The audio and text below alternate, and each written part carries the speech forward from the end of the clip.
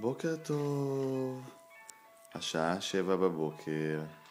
משפחת סופר עם אבא מתעוררים לאט לאט.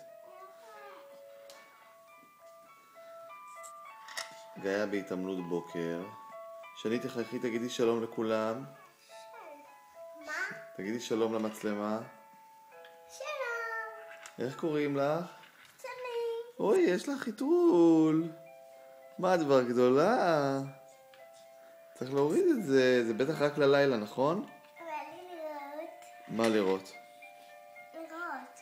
ראי, את הצילום אחר כך. וואי, בוא נסתכל, תראי.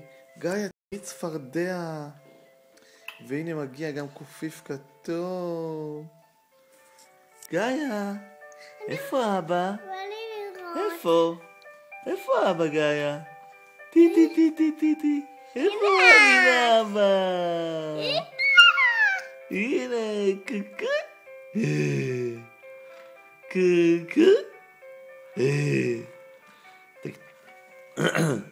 תגידי שלום.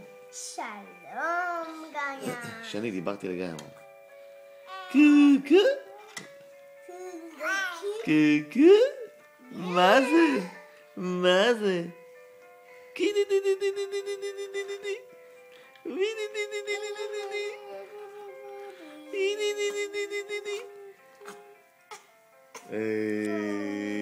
זהו, תני לה קצת לבד.